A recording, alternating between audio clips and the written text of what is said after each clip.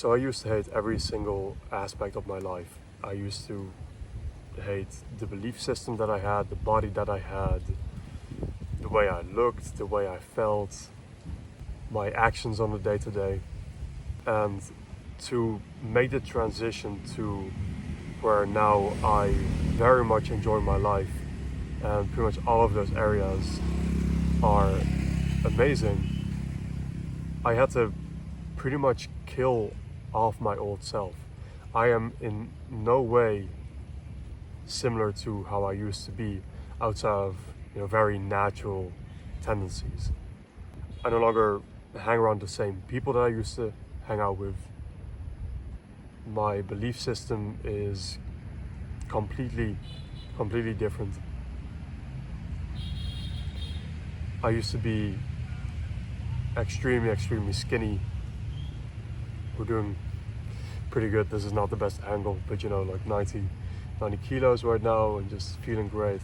And I think one of the big things that allowed me to make that shift was getting to such a low point that I felt I had to make a change.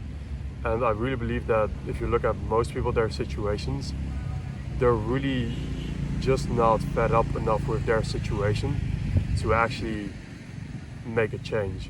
Most people constantly live in a cycle of being kind of numb. They're okay with their situation, but they're not in enough pain to change it. They kind of like their job, but they don't hate their job enough to leave. Everything is kind of like a vortex or a void in which they are continuously oppressed by, which the vortex is created by themselves, so they're not oppressed by anyone other than themselves, but it can feel very daunting. And you see this with a lot of people. For most people, they just haven't hit rock bottom hard enough yet. They haven't had such a low point in their life to where they're like, okay, I have to make a change. They're continuously just bouncing in average. And that is the most killing thing, at least it was for me, that you can be in. And so I'd like to challenge you to get clear on two different things to actually start to instill that change and start to feel the pain of this way of being that is slowly killing you. Because it literally is. You are slowly killing your dreams and you are slowly killing your potential as long as you keep living an average life like most people are. First thing, get clear on how things are going to end up if you do not end up making a change. If you keep doing the exact same thing as you have been doing for the next 5 years, 10 years, 30 years, you keep doing the exact same thing over and over and over again, how is that going to make you end up? Is that going to make you wildly happy with your circumstance, or are you going to be extremely miserable? Because I think if you're anything like most people, you are going to live a very miserable existence. If you're anything like me, there is no greater pain than not living up to your truest potential. It doesn't matter how good you are doing and whatever. When you look at yourself in the mirror, if you know you haven't given it 100%, you haven't squeezed all of the juice out of what there was in the first place, you're not going to be happy. It doesn't matter how well you tried and whatever. As long as you don't fully give it your all, you're not happy. And as long as you don't make that shift, you're always going to be unhappy.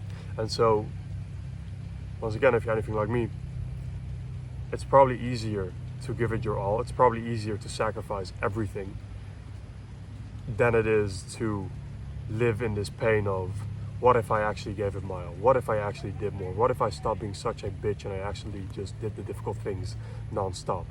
Now, another really powerful thing that you can do is to get clear on your vision, on your level 10 kind of self, and also the life you could be living.